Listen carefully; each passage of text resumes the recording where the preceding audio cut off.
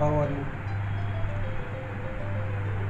आशा करता हूँ कि आप लोग अच्छे होंगे। जो हमारा पहला वीडियो था वो था प्रधानमंत्री के ऊपर। प्रधानमंत्री की नियुक्ति कैसे होती है और किस अनुच्छेद के अनुसार संविधान में प्रधानमंत्री पद का विवरण हमें मिलता है, उसके पास क्या क्या शक्तियाँ होती हैं और क्या क्या कार्य हैं, और पीएमओ ऑफिस, इसके बारे में जानकारी हम लोग इस पार्ट 2 में लेंगे। अगर आपने हमारा पहला वीडियो पार्ट 1 नहीं देखा है तो ऊपर आई बटन को क्लिक करके उस पर जा सकते हैं। साथ ही साथ जो हमारा नोटिफिकेशन लास्ट में आता है स्क्रीन एंड में, उस पर भी क्लिक करके आप हमारे प्रधानमंत्री के फर्स्ट पार्ट के वीडियो को देख सकते हैं।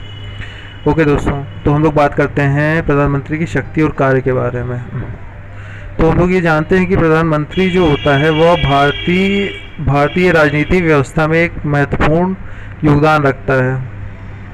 उसका एक महत्वपूर्ण कार्य होता है हमारी सरकार में। तो दोस्तों, प्रधानमंत्री अपने लाभ के लिए व्यापक शक्तियों का उपयोग करता है और उसे संविधान के द्वारा बहुत ही मुख्य शक्तियां भी मिली हुई हैं। वह देश का एक मुख्य कार्यकारी या सर्वा होता है और केंद्र सरकार के मुखिया के रूप में भी वह कार्य करता है। केंद्र सरकार से जुड़ी हुई जितनी भी समस्त शक्तियाँ जो होती हैं वह प्रधानमंत्री के पद के पास ही होती हैं और वह अन्य मंत्रियों के द्वारा उस कार्य को कराता है और उनको उन शक्तियों को देता है जिससे वह उस कार्य को संपादित कर पाए।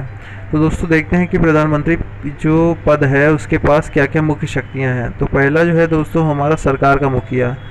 तो हम लोग जानते हैं दोस्तों कि जो राष्ट्रपति होता है वह देश का मुखिया होता है, जबकि जो प्रधानमंत्री होता है वह पूरी सरकार का मुखिया होता है।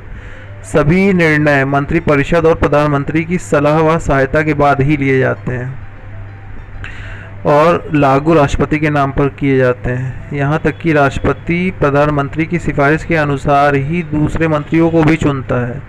जो दूसरे मंत्री बनते हैं वह भी हमारे प्रधानमंत्री की सिफारिश के अनुसार ही बनते हैं। तो इस तरह से हम लोग कह सकते हैं कि राष्ट्रपति के बाद जो दूसरा महत्वपूर्ण योगदान रहता है या कार्यकारी शक्ति में जिसका सबसे प्रमुख योगदान रहता है वह हमारा प्रधानमंत्री ही होता है।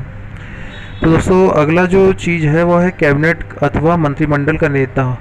तो हम लोग जानते हैं कि अपनी नियुक्ति के बारे में या राष्ट्रपति को किस मंत्री की नियुक्ति करनी है इसकी सिफारिश जो है वह हमारा प्रधानमंत्री ही करता है।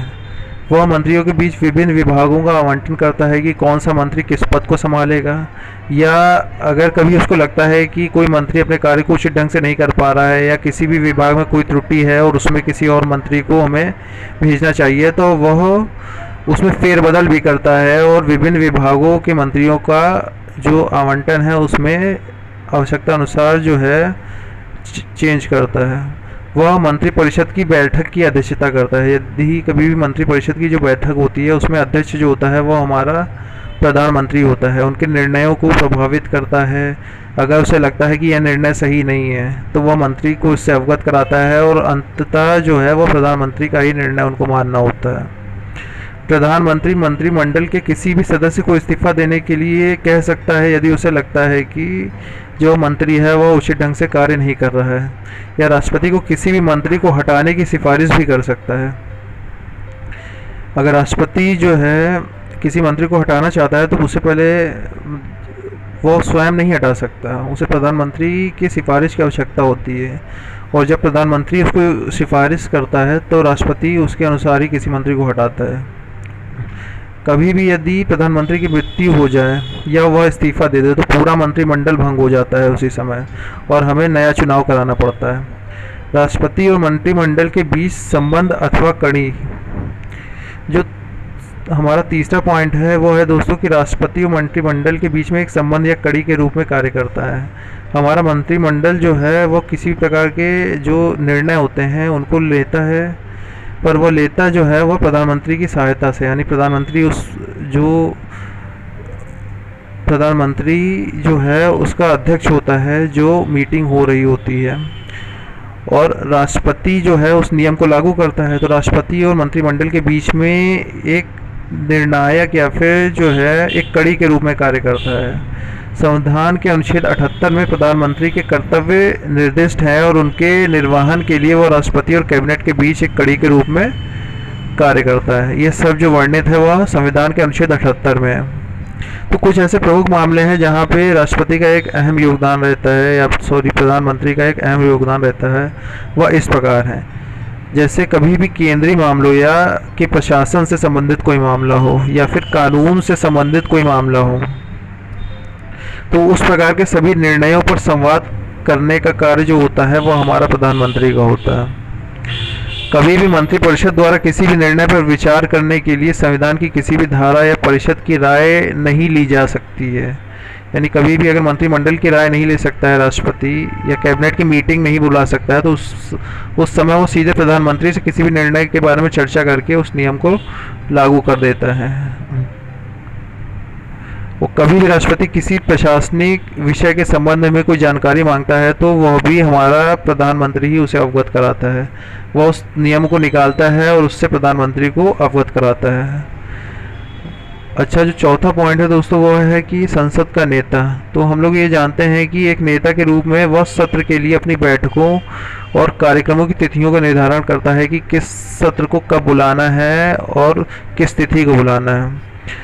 यह सब निर्धारण जो है वह हमारा प्रधानमंत्री ही करता है। वह यह भी फैसला करता है कि सदन का सत्रावसान किया जाए या उसे भंग किया जाए, यानी सदन को कब हमें भंग करना है।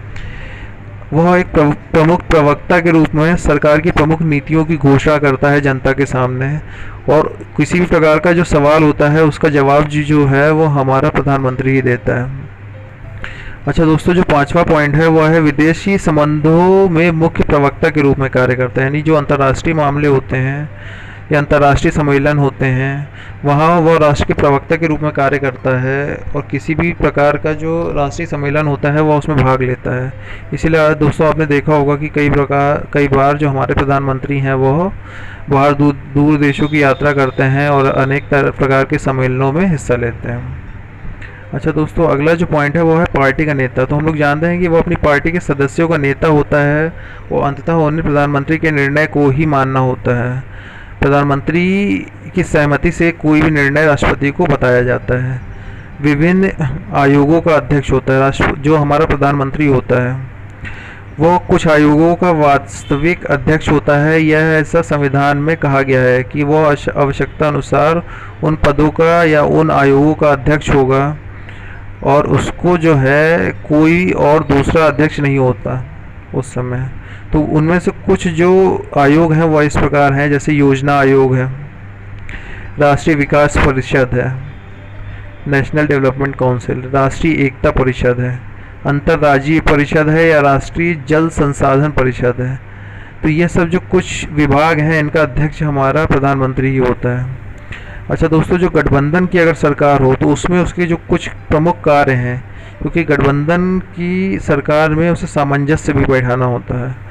तो उस समय जो गठबंधन की सरकार में प्रधानमंत्री का जो मुख्य योगदान है वह इस प्रकार होता है कि राज्य की गतिविधियों के विशेष उद्देश्य को हल करने के लिए, यानी राज्य की अगर किसी भी व्यवस्था को सुदृढ़ रूप से बनाना हो तो एक अस्थायी अवधि के लिए 2 या 2 से अधिक अलग अलग दलों को के व्यक्तियों के एक साथ आने या एक गठबंधन में प्रवेश करने को गठबंधन कहते हैं। सीधा सा दोस्तों कि कभी भी सरकार अगर एक सरकार अपना बहुमत नहीं सिद्ध कर पाती है तो वो गठबंधन की सरकार निर्मित करती है, और उसमें से जो मुख्य पार्टी होती है वो अपना प्रधानमंत्री चुनती है, और उस प्रधानमंत्री के अंतर्गत ही जितनी भी पार्टियां हैं वो सब अपने निर्णयों को देती हैं। तब जो निर्णय होता है वो दोनों पार्टियों की सहमति से लिया जाता है। अच्छा, अगर एकल पार्टी सरकार में प्रधानमंत्री की शक्तियों की बात की जाए तो उससे प्रमुख जो होता है वो कोई नहीं होता है, उसमें वो किसी भी प्रकार के दबाव में नहीं होता है। जब चुनावों में एक दल पूरा बहुमत हासिल कर लेता है तो राष्ट्रपति उस दल के नेता, जो भी उस दल का नेता होता है, उसको प्रधानमंत्री के रूप में सरकार बनाने और कार्य करने के लिए आमंत्रित करता है, और यदि कोई और चाहे तो उस समय वो भी बन सकता है, लेकिन उससे अन्य मंत्रियों की सहमति प्राप्त होनी चाहिए। अच्छा, संविधान में यह भी उल्लेख है कि इस तरह के मामलों में प्रधानमंत्री के पास बिना प्रतिबंधों के साथ सभी अधिकार होंगे, यानी कोई भी डिसीजन वो किसी भी विभाग से संबंधित डिसीजन को तुरंत ले सकता है, उस पर कोई रोक टोक उसकी नहीं होती है। लेकिन इस प्रकार इस तरह की सरकार अधिक स्थिर होती है, यानी सीधी सी बात है उसको कोई रोक टोक नहीं रहेगी, तो यह सरकार जो होती है ज़्यादा स्थिर होती है गठबंधन की सरकार की अपेक्षा। आगे दोस्तों, जो अल्पसंख्यक सरकार में उसकी भूमिका किस प्रकार की होती है, तो संसदीय प्रणाली में अल्पमत सरकार का गठन तब होता है जब एक राजनीतिक पार्टी या पार्टियों के गठबंधन के पास संसद में कुल सीटों का बहुमत नहीं होता। सीधी सी जब गठबंधन की जब सरकार होती है तो उस केस में जो प्रधानमंत्री होता है उसका गठन किस प्रकार किया जाता है या उस सरकार का गठन किस प्रकार किया जाता है। तो दोस्तों, एक त्रिशंकु लोकसभा चुनाव परिणामों को तोड़ने के लिए अन्य दलों के बाहरी समर्थन द्वारा एक सरकार शपथ लेती है और ऐसी परिस्थिति में अन्य दलों के समर्थन के से ही कानून पारित किया जा सकता है। सीधा से जितनी भी पार्टियां उस गठबंधन में शामिल होती हैं बहुमत को सिद्ध करने के लिए, उन सभी को उस नियम के प्रति मान्य होना पड़ेगा यदि उस नियम को प्रधानमंत्री को लागू करवाना है और राष्ट्रपति को बताना है कि हम इसके समर्थन में हैं। तो ऐसी परिस्थिति में अन्य दलों के समर्थन के से ही कानून पारित किया जा सकता है। उन पार्टियों की जो स्वीकृति है वह अनिवार्य होती है। वह सरकार बहुमत वाली सरकार की अपेक्षा में कम स्थिर होती है। जो अन्य पार्टियों की गठबंधन से बनी होती है वह अन्य पार्टियों की या स्थिर सरकार या फिर एकल पार्टी की सरकार से कम स्थिर पाई गई है। यह राजनीतिक इतिहास में इसका एक बेहतरीन उदाहरण इस प्रकार है कि नरसिंह राव की सरकार उस समय थी। ऐसी स्थिति में यह जरूरी नहीं है कि सबसे बड़ी पार्टी का नेता ही प्रधानमंत्री होगा, बल्कि वह सभी सदस्यों द्वारा तय किया गया कोई भी व्यक्ति हो सकता है। कोई भी पार्टी भले वो कम बहुमत वाली है, उसका भी नेता पार्टी में प्रधानमंत्री बन सकता है, पर वो सबको मान्य होना चाहिए, ऐसा ज़रूरी होता है। ऐसी स्थिति में सरकार कानून पारित कराने के लिए अन्य दलों पर भी निर्भर रहती है। सीधा सा है कि अभी मैंने जैसा कहा है कि जितनी भी पार्टियां हैं उनका बहुमत अनिवार्य होता है। उस स्थिति में गठबंधन और अल्पमत सरकार के बीच प्रमुख अंतर यह है कि गठबंधन सरकार में, अल्पमत सरकार में विपक्षी दल एक समझौते का निर्माण कर सकते हैं। जितनी भी पार्टी होती हैं उनमें समझौता होता है और उसी के हिसाब से वह सरकार बनती है। अगर कोई भी पार्टी सहमत नहीं होती है तो उस दिशा में वह पार्टी जो है या फिर वो नियम जो है वो लागू नहीं किया जा सकता है, जिसके द्वारा उन्हें सरकार पर नियंत्रण करने की अनुमति प्राप्त हो जाती है। जो प्रधानमंत्री होता है उसी के नियंत्रण में जितनी भी सरकारें हैं वह होती हैं और उनको उस जो प्रधानमंत्री का निर्णय है वह मान्य करना पड़ता है। अगर विरोध होता है तो उस समय कभी कभी है ना घमासान होने के बाद जो अंतिम निर्णय होता है वह मान्य किया जाता है।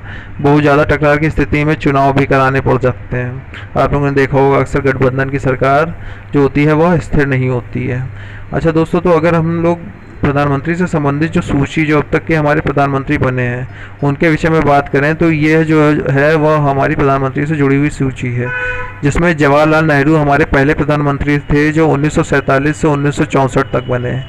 उसके बाद जो हमारे दूसरे प्रधानमंत्री हैं वह है गुलजारी लाल नंदा जो 1964 से 1964 तक थे। उसके बाद हमारे लाल बहादुर शास्त्री हमारे तीसरे प्रधानमंत्री थे जो 1964 से 1966 तक थे। गुलजारी लाल नंदा हमारे चौथे प्रधानमंत्री थे जो 1966 में बने थे। उसके बाद तुरंत ही इंदिरा गांधी की जो सरकार है वह 1966 से 1977 तक जो है इनकी सरकार थी। गुलजारी लाल नंदा की सरकार जो थी वो अल्पमत की सरकार थी, जिस वजह से वो जल्दी टूट गई थी। जो गठबंधन था वो जल्दी टूट गया, जिस वजह से चुनाव कराने पड़ गए थे। उसके बाद हमारी मोरारजी देसाई की जो सरकार है वो 1977 से 1979 तक थी। चरण सिंह की सरकार 1979 से 1980 तक थी। इंदिरा गांधी की सरकार 1980 से 1984 तक थी। राजीव गांधी की जो सरकार थी वो हमारी 1984 से 1989 तक थी। इसी प्रकार विश्वनाथ प्रताप सिंह जो थे हमारे 10वें प्रधानमंत्री थे, उनकी सरकार 1989 से 1990 तक थी। 11वीं सरकार जो थी वह चंद्रशेखर की 1990 से 91 तक थी। पीवी नरसिंह राव की जो सरकार थी वो 1991 से 1996 तक थी। हमारे 13वें प्रधानमंत्री अटल बिहारी वाजपेयी थे, जिनकी सरकार 1996 से 1996 तक ही बनी और 16 दिन की सरकार थी बस इनकी। उसके बाद हमारे एच.डी. देवगौड़ा हमारे प्रधानमंत्री बने 1996 से 1997 तक। आई.के. गुजराल बने 1997 से 1998 तक। फिर हमारे फिर से अटल बिहारी वाजपेयी चुने गए थे 1998 से 1999 तक। अटल बिहारी वाजपेयी हमारे दूसरे टर्म के भी प्रधानमंत्री 17वीं सरकार में चुने गए, जिनकी सरकार थी इस समय 1999 से 2004 तक। डॉक्टर मनमोहन सिंह 2004 से 2009 तक। डॉक्टर मनमोहन सिंह फिर से चुने गए 2009 से 2014 तक। यह कांग्रेस की सरकार थी। उसके बाद जो थे हमारे नरेंद्र मोदी चुने गए और वो 2014 से अभी तक हमारे देश के प्रधानमंत्री बने हुए हैं। अच्छा दोस्तों, जो हमारा प्रधानमंत्री होता है उसके पास बहुत सारे कार्य होते हैं, तो इसलिए प्रधानमंत्री कार्यालय की भी स्थापना की गई है। वह प्रधानमंत्री से जुड़े हुए कई महत्वपूर्ण निर्णयों की भी जिम्मेदारी उठाती है, और वह महत्वपूर्ण निर्णय इस प्रकार हैं। अगर प्रधानमंत्री कार्यालय की महत्वता और उसकी जो जिम्मेदारियों की वजह से चर्चित है, इसलिए बड़ी जिम्मेदारी के निष्पादन के लिए उसे प्रधानमंत्री के कार्यालय द्वारा सहायता या प्रदान की जाती है। यानी एक ऐसा कार्यालय है जो पूरी तरह से प्रधानमंत्री को समर्पित है और प्रधानमंत्री से कई जो महत्वपूर्ण एडमिनिस्ट्रेटिव या प्रशासनिक चीज़ें हैं उसको पूरा करता है। तो इसमें जो सचिवीय सहायता प्रदान की जाती है हमारे प्रधानमंत्री को, और इसका वर्णन अनुच्छेद 77(3) में किया गया है। तो इसकी जो शुरुआत हुई थी पीएमओ ऑफिस की, तो वो 1947 में पहली बार बनी थी, और इसका उस समय नाम था प्रधानमंत्री पद के सचिव के रूप में इस सरकार की स्थापना की गई थी। उस समय इसको प्रधानमंत्री पद के सचिव कहा जाता था। उसके बाद जो है इसको 1977 में पूर्ण निर्मित कर इसका नाम जो है प्रधानमंत्री कार्यालय पहली बार 1977 में रखा गया। फिर उसके बाद 1961 में इसे पहली बार विभाग का दर्जा मिला था। यह एक ऐसा स्टाफ या एजेंसी है जो मुख्यतः भारत सरकार के शीर्ष स्तर पर कार्य करता है और प्रधानमंत्री के महत्वपूर्ण निर्णय लेने में सहायता प्रदान करता है।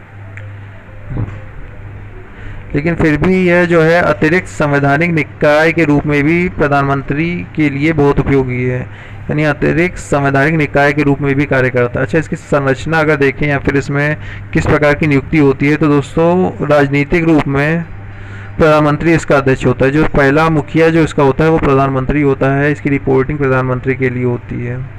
प्रशासकीय रूप से प्रधान सचिव इसका अध्यक्ष होता है, पर इसका जो अध्यक्ष होता है वह प्रशासकीय यानी एडमिनिस्ट्रेटिव रूप से प्रधान सचिव की इसके लिए नियुक्ति होती है, वो इसकी देखरेख करता है। पर मुख्य जो होता है वो प्रधानमंत्री होता है। 1 या 2 अतिरिक्त सचिव भी इसमें नियुक्त किए गए हैं जो प्रधान सचिव की सहायता करते हैं। 5 संयुक्त सचिव होते हैं और वह इस प्रकार है, जैसे कई निदेशक होते हैं, कई उप सचिव भी होते हैं, और सचिवों के नीचे कई अधिकारी काम करते हैं। और आमतौर पर जो सिविल सेवाएं होती हैं उससे जो एडमिनिस्ट्रेटिव ऑफिसर या आईएएस चुने जाते हैं वो प्रधानमंत्री ऑफिस में भी कार्य करते हैं। उनकी जो नियुक्ति होती है वो अनिश्चित काल के लिए होती है, और अगला जो प्रधानमंत्री है वो अपने हिसाब से जो हमारा पीएमओ ऑफिस है उसकी नियुक्ति उसमें उसकी जो संगठन है उसमें अपना योगदान देता है। वो अपने हिसाब से जो उसका अध्यक्ष है या फिर निदेशक है या अधिकारी है अपने हिसाब से चुनता है, जिसके साथ वो उचित ढंग से काम कर पाए।